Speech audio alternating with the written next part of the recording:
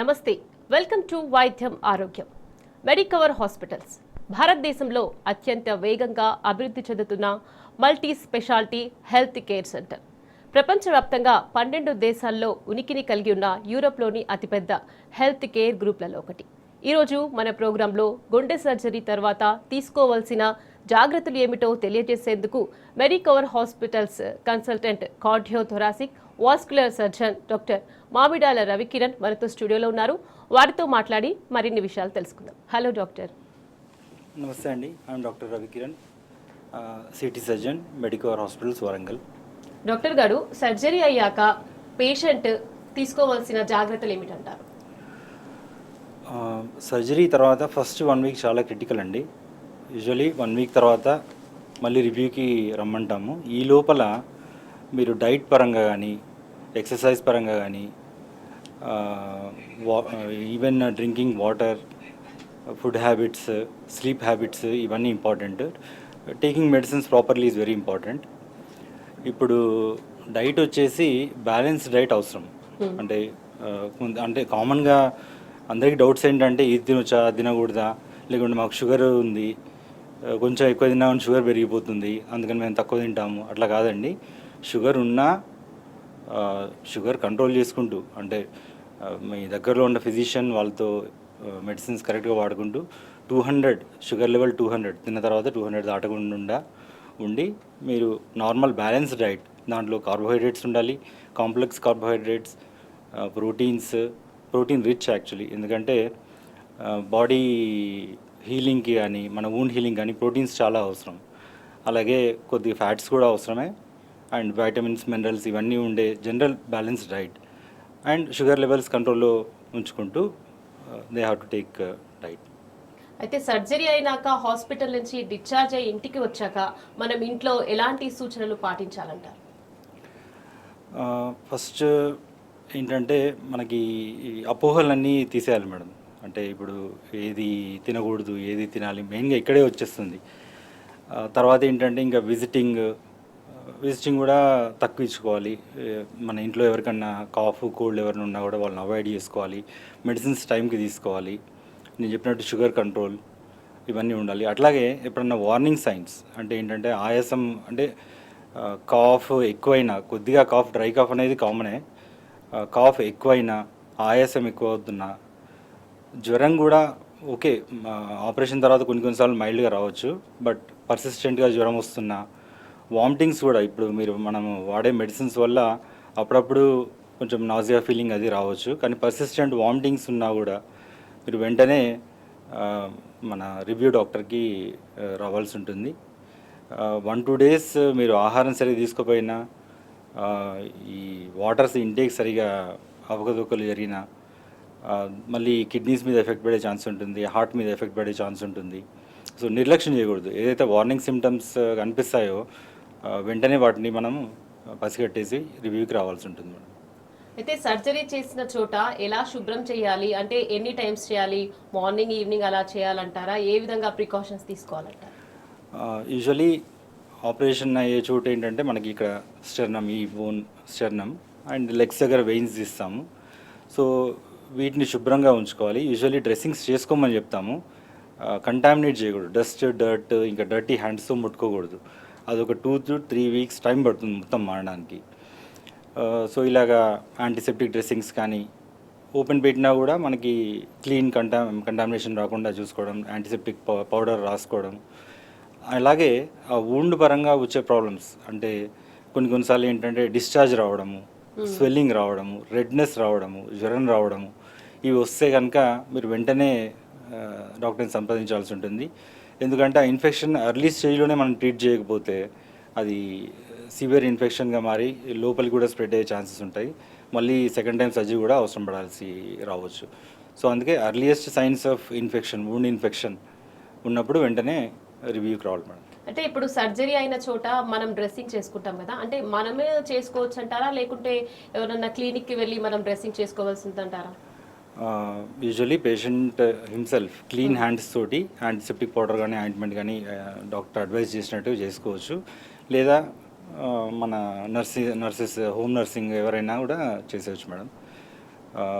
Some times ఏంటంటే మనం wound seal చేసేస్తాము, 2-3 డేస్ తర్వాతనే మళ్ళీ తీయమని చెప్తాము. సో మీ డాక్టర్ చెప్పిన విధంగా ఫాలో అవ్వాల్సి ఉంటుంది.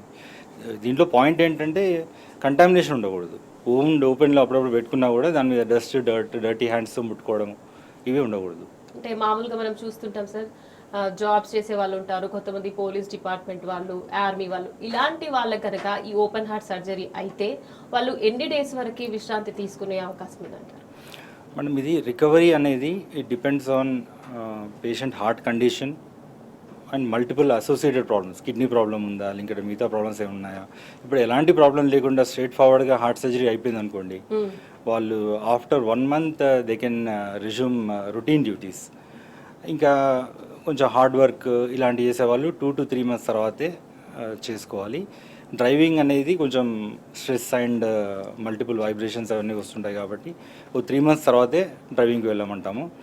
అలాగే ఈ రికవరీ టైంలో ఈ first 1 month is the recovery time. ఈ మన 1 week రివ్యూకి వచ్చాక కండిషన్ బాగుంది అంటే వాళ్ళకి బయట వాక్ కూడా వెళ్ళమంటాము. కాకపోతే ఫస్ట్ మీ ఇనిషియల్ ఫ్యామిలీ మెంబర్స్తో పాటు తీసుకెళ్ళడం మంచిది, ఈవినింగ్ కానీ morning వాక్కి.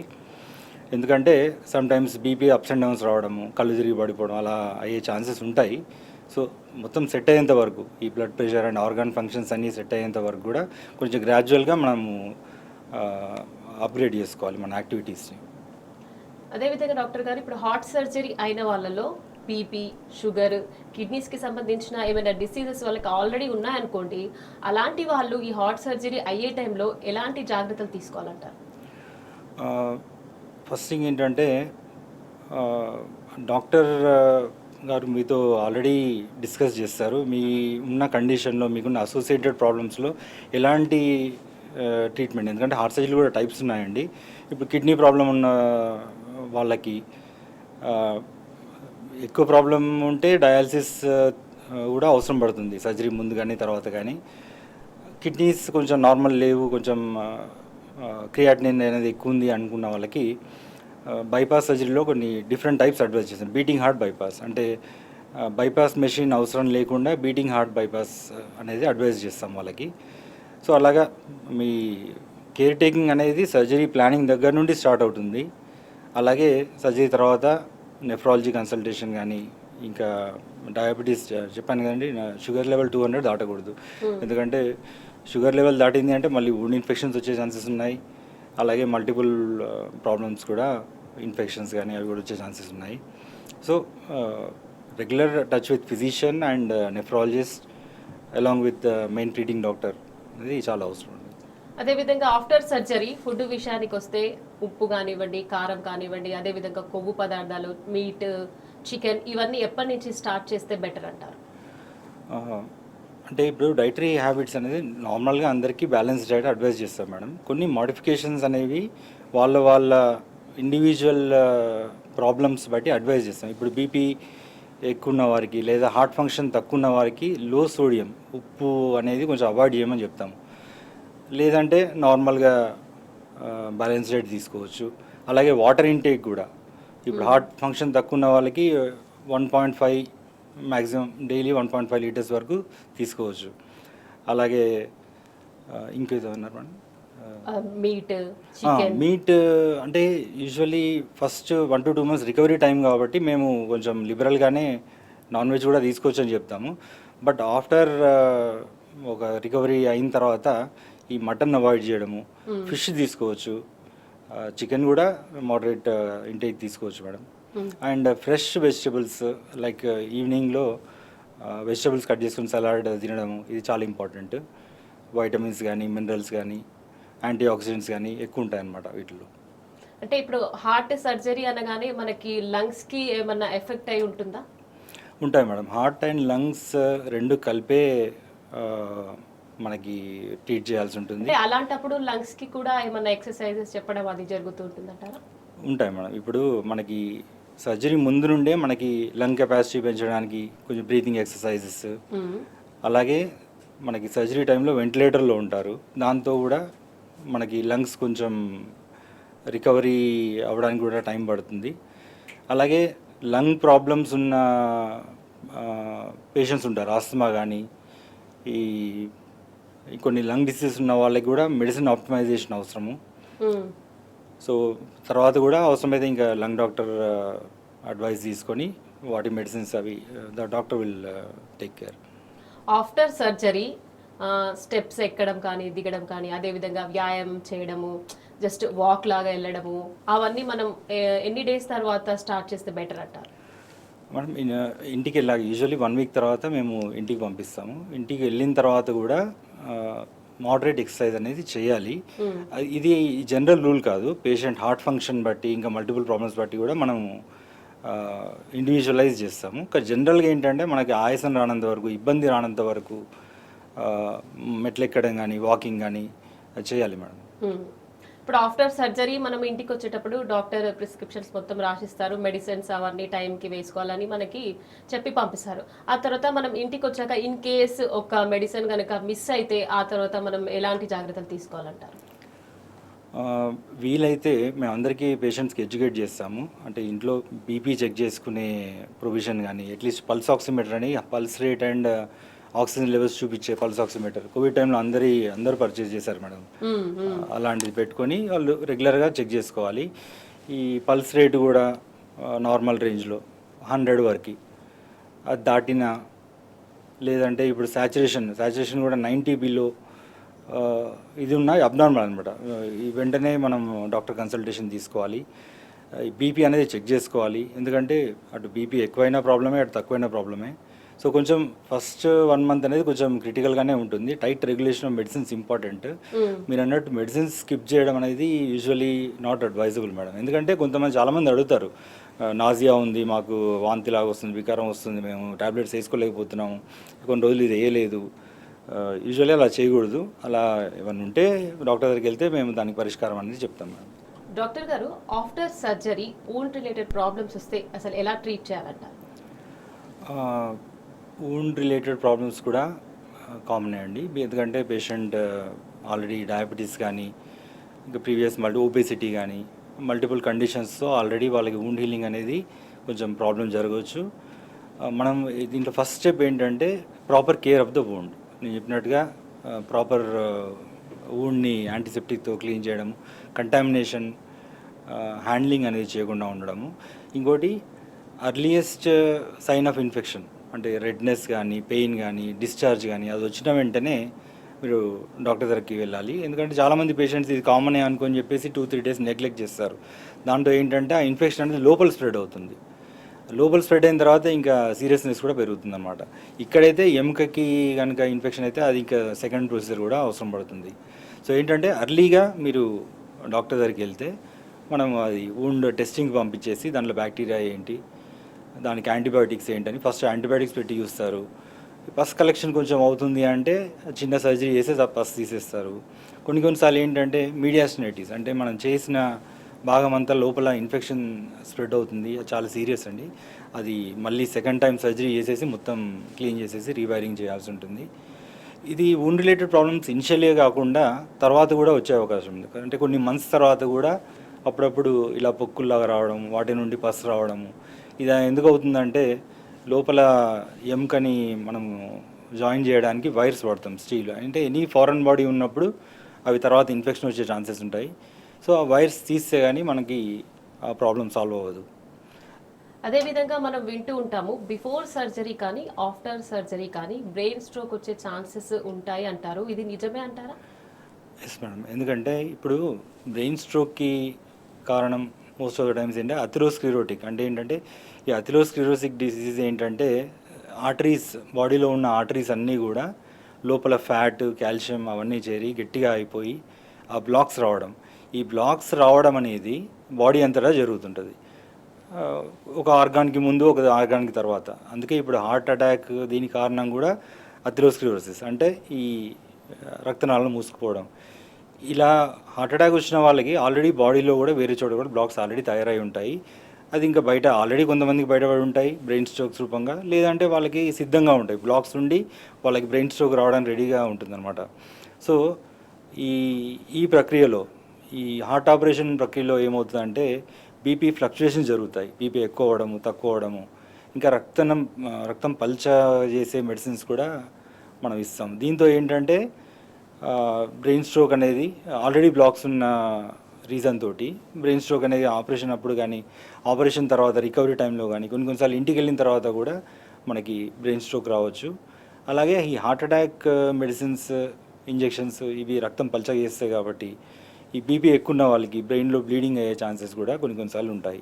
Especially already brain stroke వచ్చిన వాళ్ళకి ఆల్రెడీ లోపల బ్లాక్స్ ఉన్నాయి. సో ఇప్పుడు సెకండ్ టైం వచ్చే అవకాశం కూడా ఉంటుందన్నమాట. వన్స్ హార్ట్ సర్జరీ అనేది అయిపోతుంది కదా డాక్టర్ గారు, ఆ తర్వాత ఆ సర్జరీ అనేది ఫెయిల్ అయ్యే ఛాన్స్ ఉందంటారా? ఇది చాలా vague term madam, heart surgery fail అవ్వడం అనేది. అంటే ఏంటంటే ఇప్పుడు హార్ట్ అటాక్ వచ్చాక హార్ట్ అటాక్ ఇట్ సెల్ఫ్ అనేది ఒక సీరియస్ కండిషన్. దాని రిజల్ట్ అంటే ఏంటంటే ఆల్రెడీ హార్ట్ డ్యామేజ్ కొంచెం జరిగింది, దాని రికవరీ ఎలా ఉంటుందో మనం చెప్పలేము. అలాంటిది మనము హార్ట్ అటాక్ వచ్చినప్పుడు కానీ ఈ బైపాస్ ఆపరేషన్స్ రిలేటెడ్ సర్జరీస్ ఎలా ఉన్నాయంటే మన నేటివ్ వెజల్స్ అంటే మన జబ్బు తీరు, గుండె రక్తనాళాల జబ్బు తీరు ఎంత ఉంది దాన్ని బట్టి మనకి రిజల్ట్ అనేది ఉంటుంది. అట్లాగే హార్ట్ ఆల్రెడీ వీక్ అయి ఉంది, హార్ట్ ఫంక్షన్ తక్కువ ఉంది, వాళ్ళకు కూడా రిస్క్ అనేది ఉంటుందన్నమాట. సో ప్యూర్లీ మన బాడీ కండిషన్, అలాగే multiple associated problems, kidney problem ఉందా, బ్రెయిన్ స్ట్రోక్ ఆల్రెడీ ఉందా, వాళ్ళకి లంగ్ ప్రాబ్లం ఉందా, సో ఇవన్నీ డిసైడ్ చేస్తాయి అన్నమాట. సో ఏజ్ ఫ్యాక్టర్ కానివ్వండి, మనకి స్కోరింగ్ సిస్టమ్స్ ఉంటాయి. ఆపరేషన్ ముందే మనకి ఆ పర్సన్కి రిస్క్ ఎంత ఉంటుంది, దాన్ని బట్టే మనకి రిజల్ట్ అనేది ఉంటుంది. సో అన్ని టైమ్స్లో హార్ట్ సర్జరీ ఫెయిల్ అవ్వడము అనేది సర్జన్ మిస్టేక్ కాదు, అది purely patient and his conditions related issues అన్నట్టు. అండ్ అట్లాగే మనకి ఇప్పుడు ఒకసారి బ్లాక్స్ మనం బైపాస్ ద్వారా క్లియర్ చేస్తాము, మళ్ళీ రావన్నట్టు కాదు. ఎందుకంటే ఈ అథెరోస్క్లెరోసిస్ డిసీజ్ని మనం ట్రీట్ చేయలేదు, మనం ఉన్న బ్లాక్స్ని మనము కొత్త పైప్ లైన్స్ ద్వారా రక్త ప్రసరణ పునరుద్ధరించాము, కానీ కొత్త బ్లాక్స్ వచ్చే అవకాశం ఉంటాయి. సో అందుకే మనం డిసీజ్ మొత్తాన్ని కంట్రోల్ చేయాలి, డైటరీ కానీ ఎక్సర్సైజ్ కానీ డ్రగ్స్ కానీ వీటన్నిటిని వాడుకుంటూ.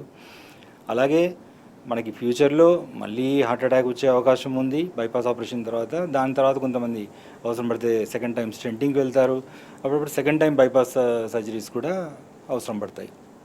మనం సాధారణంగా వింటూ ఉంటాము ఈ సర్జరీస్ కూడా అవ్వలేదు, మామూలుగా హార్ట్ తీసి హార్ట్ ట్రాన్స్ప్లాంటేషన్ కూడా చేస్తుంటారు అని. అంటే ఇది ఫెయిల్ అవ్వడం వల్ల అలా చేస్తారు అనుకోవచ్చు అంటారా? అంటే యూజువలీ మనకి మీరు అనేది ఏంటి మేడం, బ్లాక్స్ అథెరోస్క్లెరోటిక్ బ్లాక్స్ ఉన్న వాళ్ళకి యూజువలీ మెడిసిన్స్ కానీ స్టెంట్స్ కానీ బైపాస్ ఆపరేషన్ కానీ. ఎవరికైతే హార్ట్ అటాక్ వచ్చేసి ఇంకా ఆపరేషన్ ఫెయిల్ అయ్యి లేదంటే ఆపరేషన్ చేయలేని పరిస్థితిలో ఇక సిమ్టమ్స్ బాగుండి ఏజ్ తక్కువ ఉన్న వాళ్ళకి హార్ట్ ట్రాన్స్ప్లాంట్ అనేది ఒక ఆప్షన్ ఉంది.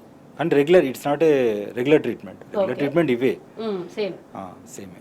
ఇప్పుడు నార్మల్గా కొంతమంది ఉంటారండి, ఫుల్ డ్రింకర్స్ ఉంటారు, అదేవిధంగా స్మోకింగ్ ఫుల్ చేస్తుంటారు. అలాంటి వాళ్ళకి హార్ట్ సర్జరీ అయినాక మళ్ళీ వాళ్ళు తాగడము, స్మోకింగ్ చేయడం అలాంటి స్టార్ట్ చేయొచ్చు అంటారా? ఒకవేళ స్టార్ట్ చేస్తే ఎంత టైం తీసుకొని స్టార్ట్ చేయాలి? మేడం ఇప్పుడు మేము చూస్తున్న హార్ట్ సర్జరీకి వచ్చే పేషెంట్స్లో 90% వాళ్ళకి డయాబెటీస్ కానీ ఈ హైపర్ టెన్షన్ కానీ స్మోకింగ్ ఇక కామన్గా ఇవే కనిపిస్తాయి అనమాట. సో ఇవి కంట్రోల్లో పెట్టకపోతే మళ్ళీ అదే డిసీజ్, అదే బ్లాక్స్ మళ్ళీ తయారయ్యే అవకాశం ఉంది. So smoking absolutely no. మీరు స్మోకింగ్ కనుక మానేయలేరు అంటే బెటర్ ఇంకా సర్జరీ చేయించుకోకండి, అట్లా ఉంటుందన్నమాట. స్మోకింగ్ అనేది కంప్లీట్ అబ్స్టినెన్స్. ఈ ఆల్కహాల్ అనేది ఓకే ఇనిషియల్ రికవరీ టైంలో అడ్వైస్ చేయము, ఇక తర్వాత ఈ మోడరేట్ అండ్ లో డోసెస్లో it's occasionally it's okay. After surgery వాళ్ళు వాళ్ళ గుండెని భవిష్యత్తులో ఇంకా ఎలాంటి ప్రాబ్లమ్స్ రాకుండా ఉండడానికి ఎలాంటి జాగ్రత్తలు తీసుకుంటే బెటర్ అంటారు? ఒకసారి హార్ట్ సర్జరీ అయిన వెంటనే ఇంకా మన హార్ట్ నార్మల్ అయిపోయింది, ఇంకా we are as normal as others, ఇంకా మళ్ళీ రావు అని మాత్రం అనుకోకూడదు. We should take more care. ఇంకా మళ్ళీ నేను చెప్పినట్టుగా బ్లాక్స్ ఉన్నాయి, మళ్ళీ వచ్చే అవకాశం ఉంటుంది. సో ఇది ఒక లైఫ్ లాంగ్ ఒక లైఫ్ స్టైల్ చేంజ్ అనేది అవసరం మేడం. ఇంక్లూడ్స్ ఏంటంటే మనకి హ్యాబిట్స్ కానివ్వండి, స్లీపింగ్ హ్యాబిట్స్, వర్కింగ్ హ్యాబిట్స్ కానీ, స్ట్రెస్ డీలింగ్, మెడిటేషన్, అలాగే డైటరీ హ్యాబిట్స్, మెడికేషన్స్ ప్రాపర్గా ఉంచడము, ఈ బ్యాడ్ హ్యాబిట్స్ జోలికి వెళ్ళకుండా ఉండడము, ఈ మోడరేట్ ఎక్సర్సైజ్ చేయడము, ఇవన్నీ ఒక లైఫ్ స్టైల్ చేంజ్ అనేది అవసరం. అండ్ అలాగే రెగ్యులర్ చెక్స్ కూడా మనకి అవసరం. ఏంటంటే అప్పుడప్పుడు మనకి మళ్ళీ కొత్తగా బ్లాక్స్ తయారవుతున్నాయా లేదా, లేకుంటే హార్ట్ ఫంక్షన్ ఎలా ఉంది ఏంటి అనేది సర్జరీ తర్వాత రెగ్యులర్గా మనం పీరియాడికల్గా చెకప్ చేయించుకుంటూ ఉండాలి. ఆఫ్టర్ సర్జరీ కూడా వీళ్ళు కొన్ని మంత్స్ వరకే మెడిసిన్ తీసుకోవాలని ఉంటుందా, లేకుంటే లైఫ్ లాంగ్ మెడికేషన్ ఉంటుందా వాళ్ళకి? మ్యామ్ ఇనిషియల్లీ సర్జరీ తర్వాత పలు రకాల మెడిసిన్స్ పెడతాము, బట్ గ్రాడ్యువల్గా అన్నీ తగ్గిస్తాము. కేవలము ఈ కొలెస్ట్రాల్ తగ్గించే మెడిసిన్స్, అలాగే రక్తం పల్చగా చేసే మెడిసిన్స్ మాత్రమే లైఫ్ లాంగ్ వాడాల్సి ఉంటుంది. ఇప్పుడు మామూలుగా ఏదైనా ఇష్యూ అనిపిస్తుంది వాళ్ళకి, అంటే నొప్పి రావడం ఆఫ్టర్ సర్జరీ తర్వాత, అలాంటి టైంలో వెంటనే డాక్టర్ని సంప్రదిస్తే బెటరా, లేదు లేండి లైట్ మొన్ననే సర్జరీ అయింది కదా అలా నార్మల్గా పెయిన్ వస్తుంది అని అనుకుంటే ఒకవేళ? అంటే ఆపరేషన్ తర్వాత అంటే ఇప్పుడు వచ్చిన మినిమల్ ఇన్వేజివ్ అంటే లో కటింగ్, అంటే కటింగ్ తక్కువ ఉండే ఇన్సిజన్స్లో పెయిన్ అనేది తగ్గిపోతుంది మేడం. కానీ ట్రెడిషనల్ బైపాస్ ఆపరేషన్స్లో ఈ బోన్ అనేది కట్ చేస్తాము. అది మారడానికి ఆల్మోస్ట్ త్రీ వీక్స్ అది పడుతుంది గాయం మారడానికి.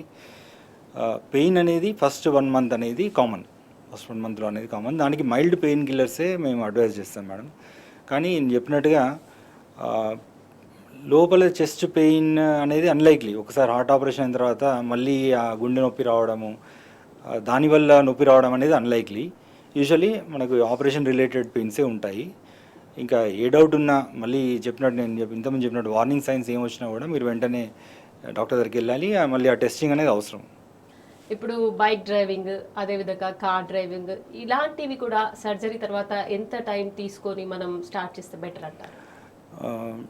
డ్రైవింగ్ అంటే మేడం ఇప్పుడు 1 month తర్వాత యూజువలీ ఇప్పుడు కొంతమంది సాఫ్ట్వేర్ పీపుల్ వాళ్ళకి నేను సర్జరీ చేశాను. 1 month తర్వాత వాళ్ళు ఆఫీస్కి వెళ్ళి వర్క్ చేసుకుంటున్నారు. అలాగే టీచింగ్ ప్రొఫెషన్ వాళ్ళు కూడా 1 month తర్వాత they can go. Hard labour అలాగే డ్రైవింగ్ ఇలాంటి యూజువల్లీ ఏంటంటే 3 months వరకు మనము వెయిట్ చేయడం బెటర్. ఆఫ్టర్ 3 months తర్వాత మన లైఫ్ స్టైల్ని మన తగ్గట్టుగా మనం ప్లాన్ చేసుకోవచ్చు. అలాగే మీకున్న హార్ట్ ఫంక్షనింగ్, నేను చెప్పినట్టుగా మీకున్న మల్టిపుల్ ప్రాబ్లమ్స్ ఏమైతే ఉన్నాయో దాన్ని బట్టి మీ ప్రొఫెషన్ అనేది మీరు కంటిన్యూ చేయగలరా లేదా. ఇప్పుడు కొంతమంది డ్రైవర్స్ ఉంటారు, లేదంటే పోలీస్ ఈ జాబ్ వాళ్ళు ఉంటారు. వాళ్ళు అదే జాబ్ చేయగలరా, లేకుంటే అదే డిపార్ట్మెంట్లో కొంచెం లెస్ వర్క్ ఉన్న ఇది అనేది ప్యూర్లీ మీ పర్సనల్ కండిషన్ బట్టి ఉంటుంది మేడం. అది డాక్టర్ విల్ డిసైడ్. ఇప్పుడు పోలీస్ వాళ్ళ విషయానికి వస్తే వాళ్ళకి ఎక్కువ హార్డ్ వర్క్ చేసేది ఉంటుంది కదా, అలాంటి వాళ్ళు అలాంటి హార్డ్ వర్క్స్ని చేయకుండా ఉండి మామూలుగా ఉంటేనే బెటర్ అంటారు ఆఫ్టర్ సర్జరీ? లేదు మేడం, ఇప్పుడు సర్జరీ చేసేదే మనం వాళ్ళ నార్మల్ డ్యూటీస్ వాళ్ళు చేసుకోవడానికి. అంటే వాళ్ళకి ఇబ్బంది ఏమి ఉండదు అంటారా?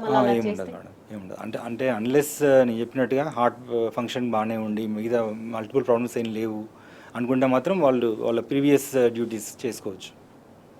ఒకవేళ ఈ సర్జరీ అయిన వాళ్ళకి షుగర్ లెవెల్స్ కనుక మనం చూస్తుంటాము, గాయం ఆడడానికి టైం పడుతుంది షుగర్ ఎక్కువగా ఉండడం వల్ల, అలాంటి వాళ్ళకి అక్కడ గాయం ఆడడానికి ఎలా అంటారు, ఎలాంటి ప్రికాషన్ తీసుకుంటే బెటర్ అంటారు?